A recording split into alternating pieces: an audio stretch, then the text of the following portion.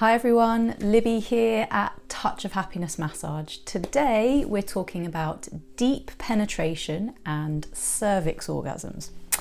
I'm going to bust a couple of myths about the cervix, tell you how to be incredible at deep penetration, and I'm going to be sharing some positions that you can try out at home that might lead to your partner having amazing full body cervical orgasms. This is a long video, but stick with me till the end. Deep cervical orgasms will not happen from a quickie, and so we'll take our time with this information. So a quick little anatomy lesson. The cervix is the entrance to the womb. It's a small kind of cone of tissue that sits at the top of the vaginal canal. When you touch it, it feels a little bit like the end of your nose or an olive with the stone removed, that kind of texture. The small opening within the cervix is called the os, and this opens or dilates when giving birth, obviously, but also every month to let menstrual blood pass through. It obviously opens much wider for a baby than it does during a woman's period. And when you're having deep sex, there's no actual penetration of the cervix involved. Your fingers, your penis, dildos, etc. are not actually going to pass through the opening of the cervix. They're just going to bump up against it, caress it, nudge it, tickle it, and generally stimulate it through pressure and contact. So a lot of people are not actually aware that it's possible to orgasm through contact on the cervix. In fact, I know that many women can imagine nothing worse than that feeling when a penis or dildo accidentally bashes up against their cervix during sex. I've experienced this many times in my life, and it really is unlike any other pain I've ever felt. I, along with many other women, I'm sure, even tended to avoid certain sex positions that would be more likely to result in deep penetration because I was quite afraid of that accidental stabbing pain. But being an amazing lover and helping your partner access the pleasure potential of her cervix just comes down to preparation, position, and communication. For most women, the clitoris is the easiest and fastest route to orgasm. Generally, that orgasm is most intensely felt in the genitals and lasts somewhere from 5 to 15 seconds if you're lucky. These pleasure signals are predominantly carried along the pudendal nerve, which really only innervates in the muscles of the pelvic floor, including the anal sphincters, the clitoris, and the labia. However, cervical orgasms are generally experienced as a more full body event. They have a more gradual build up and tend to last much longer. A bit like a tsunami wave crashing rather than just the little splash of throwing a stone into the ocean. This is because when you stimulate the cervix, you're reaching the brain via the vagus nerve, which wanders around through your neck, down through your abdomen, through most of your major organs, including your heart, and into the cervix. Due to the nature of penetrative sex, you're not only stimulating the vagus nerve, you're rubbing up against the labia and the deep inner legs of the clitoris, that's the pudendal nerve. You're sliding along the walls of the vagina, that's the pelvic nerve, and you're tapping on the cervix, that's the hypogastric nerve. Your partner will be experiencing the full orgasmic buffet rather than just eating from that single option set menu of the pudendal nerve pathway. Cervical orgasms can feel like your whole body has exploded with sensation. Waves of hot and cold, little goosebumps, tingling, involuntary shaking, vocal sounds you've never heard yourself make, waves of emotion, colours, visual distortions, the lot. I mean, it's often a far more kind of extended float down from this whole body experience as well, rather than just that more kind of immediate ping back. after a clitoral orgasm. So myth number 1, touching the cervix is always going to cause pain. Not true. Pain from contact on the cervix is most often caused by stored or held tension and a lack of preparation and communication. So the absence of relaxation and safety. Lots of things can contribute to physical tension in the pelvis. Daily challenging emotions, stressful work and home lives, past traumas, fear of being penetrated before you're really ready, uncomfortable tampons, negative body image, hurried or short sexual experiences with little to no foreplay, internalized shame, anxiety, difficult labour or birth experiences, even a history of urinary tract infections, and that list is not exhaustive. In my experience of working with hundreds of clients, these chronic tension patterns are developed through stress, poor breathing patterns, and the body being in a perpetual state of fight or flight. This leaves the smooth muscle of the pelvic bowl and the cervix tight, defensive, and or numb.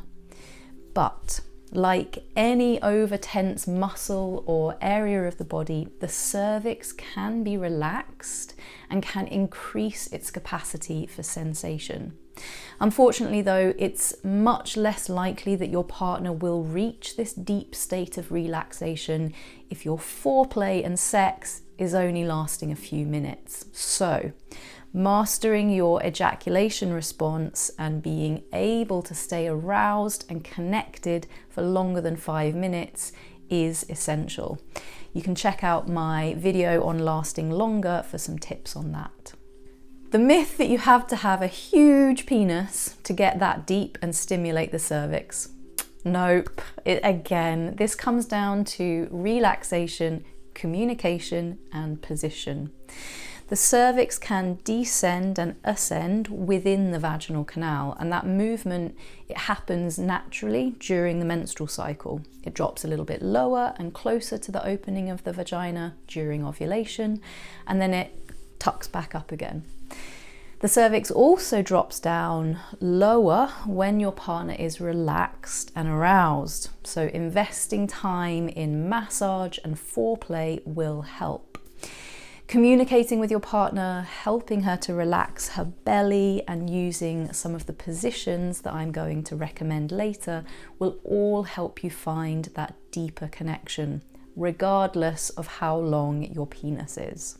So we've established that tension can be a limiting factor when it comes to experiencing pleasure from the cervix. The best preparation for cervix orgasms, therefore, is patience, presence, and relaxing massage. As the penetrating partner, it's important to create an environment where your receiver can be as relaxed as possible. Feel safe and trust that she can really let go. I'd recommend spending at least 45 minutes on sensual full body massage and genital massage before you go anywhere near penetration. You can learn about how to give genital massage in my online courses. I'll put a little link to those in the description. Don't rush. Let go of the goal of achieving a cervical orgasm and just be willing to go with the flow of pleasure.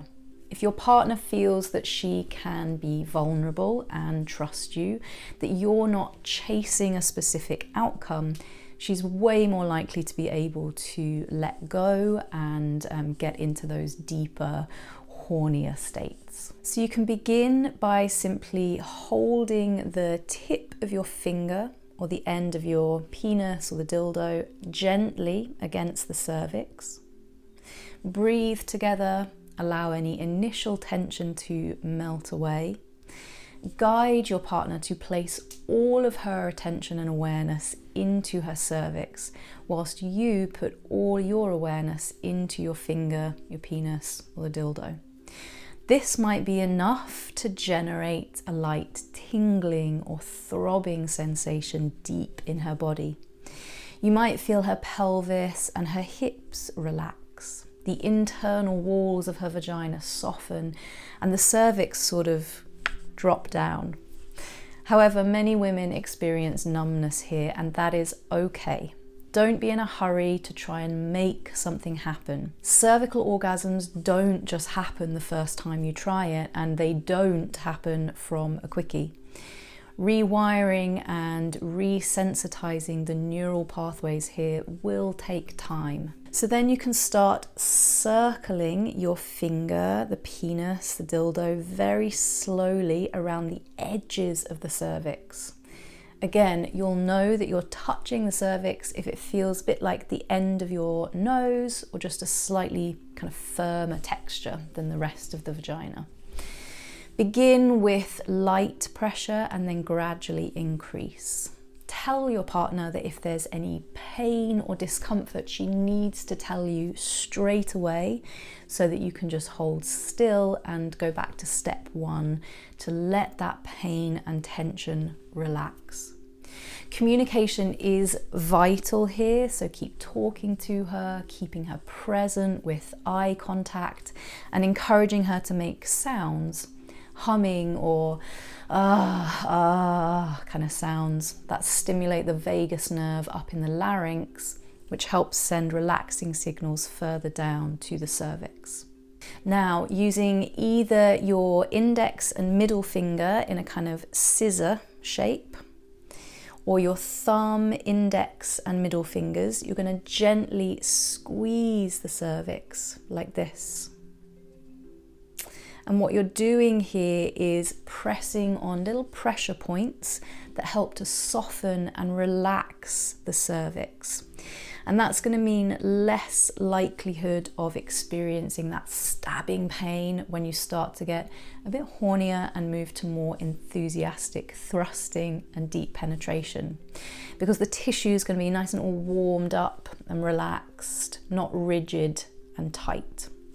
Again, check in with your partner. How does that feel, babe? More pressure, less pressure? Is there any pain? It's okay, I'm just gonna stay right here and hold so that you can relax, etc. Steps 2 and 3 might not feel pleasurable or horny at first. The intention is to release that stored physical and emotional tension. So if your partner cries, screams, or expresses any other emotions, just be there for her and let those emotions come out. After spending a good amount of time with massage and preparation, what's next? Here are my top 3 positions for stimulation of the cervix. Number 1, the happy clam. Your receiving partner gets into the happy baby yoga pose, holding the backs of her knees or the soles of her feet, depending on how flexy she is, or she can just rest the backs of her ankles or her calves on your shoulders. As the penetrating partner, you can help out here by sliding your palm underneath her sacrum, that's the base of her spine, and supporting her pelvis. Alternatively, pop some cushions under her sacrum, and in this position the weight of your body makes contact on the cervix effortless. You can play with the angle, pointing your penis or the dildo down to the floor will hit the cervix more, and angling it up will hit the G-spot a little bit more. Number 2 is the pretzel. So the receiving partner lies on her side with some pillows under her head so she can really relax. And then you straddle her lower leg, slip into her vagina and let her other leg rest on your hip. It's a little bit like sideways doggy style, and you can really get deep to the cervix. But it has the added benefit of maintaining eye connection and intimacy. The third one is standing doggy style. So the receiving partner gets into a hands and knees position on the end or the edge of the bed, or kind of puppy pose where your chest is resting on the floor. Again, depends on how flexy you are. Having a cushion under her chest is often comfortable, and she can play with the angle of penetration by lowering or raising her chest, arching her back, or lowering and raising her hips. As the penetrating partner, this standing position is often a bit easier on the knees and helps to keep you grounded and balanced when all that horny orgasmic energy begins rushing around. In all these positions, try to avoid that high-paced, friction-based rabbit fucking that is portrayed in porn. Please just slow everything down. The cervix doesn't need to be jackhammered from the word go, and in fact, that will be really counterproductive and more likely to result in that awful stabbing pain. Move in time with your breath, dropping into her body as you exhale fully and sliding out as you inhale slowly. As the vagina and cervix become more relaxed and sensitized over time, it might be possible to experience cervical orgasms.